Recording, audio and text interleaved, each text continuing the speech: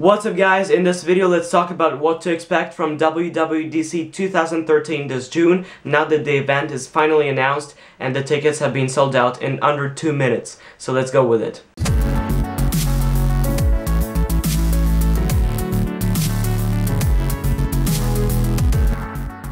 Alright, so the first thing that we should expect from WWDC is of course iOS 7. If you guys didn't know, Scott Forstall, the responsible guy for iOS, was fired earlier in 2012 and quitted the company in 2013 because he refused to sign the apology letter for Apple Maps. So now he's replaced by the person who's very experienced, and this is Jony Ive. This is Apple's main designer, and he's the person who designed most Apple products like the iPhones, the iPads, Macs, iMacs, everything. And reportedly, Jony Ive has promised to bring the iOS 7 that new look, a new, simpler, fresh, and flat design. And we don't know what this is yet, but really we're getting what we wanted the iOS to change. As we know, iOS has pretty much stayed the same for the last 5 or 6 years, really since the beginning, since the launch of the App Store. All of the things that changed is really the folders, notification center, multitasking, and that's pretty much it. Some little updates of the stock apps, but not really much at all. So finally we're getting what we wanted, possibly the most anticipated widgets,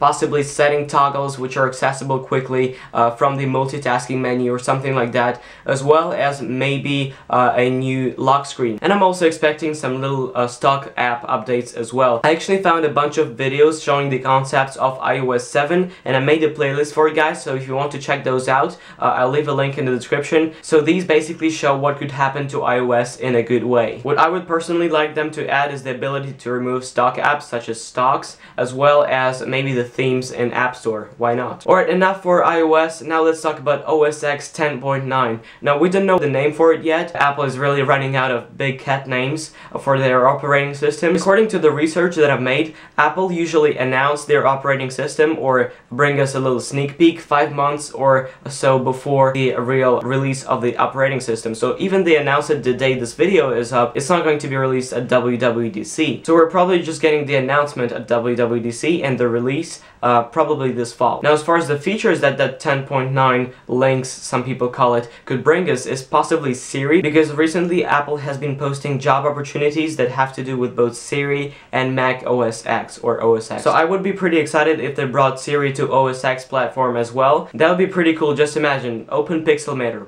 bam, it's right there, because we all have so many apps on our computers. Alright, enough about software, now let's talk about products that Apple could reveal. Now in the first place we have the iPhone 5S. Now of course it's not going to be a huge update, kind of like the 4 to the 4S, now 5 to the 5S. It will just most likely be faster, get a new processor, have the NFC chip possibly.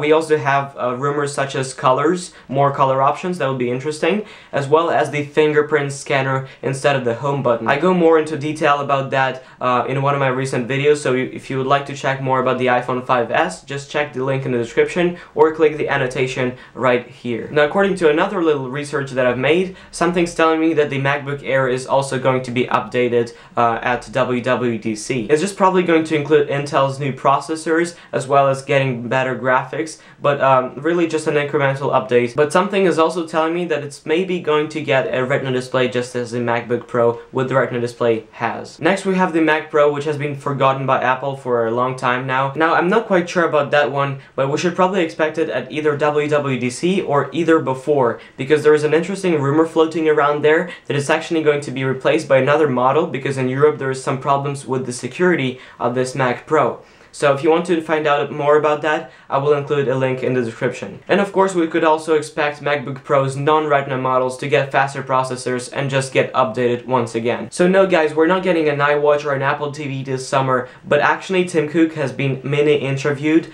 on Tuesday this week, and he said that Apple is actually looking forward to this fall and next year to announce some crazy products. This fall we should probably expect the iWatch or iTV as early as this fall. And he said that Apple is really confident about their plans and they're really going to surprise people with the stuff that they're going to present. So, and he also mentioned new categories, so it's not going to be just an iPad update or something. It's really going to be like a new product in a new market, so I'm really tuned for that. Maybe iWatch, maybe ITV, we'll see. And speaking of iWatch, you can also check this video that I've made recently about the iWatch and what to expect from it and when it's going to be released. So click on the annotation or check the link in the description in order to get ideas for that. So thank you guys for watching. I really can't wait until WWDC to take a look at the iPhone 5s and especially iOS 7, because I'm not Bill Gates to buy every single iPhone that they release. If you're the same, then don't forget to click the like button on this video and also subscribe for more tech reviews, news, and rumors like that. Be sure to check out my social links in the description. Also, all of the things that I mentioned in this video are linked in the description. I don't know about you, but I'm going to go ahead and click on the iOS 7 concepts videos right now. So anyways guys, thank you for watching. Peace.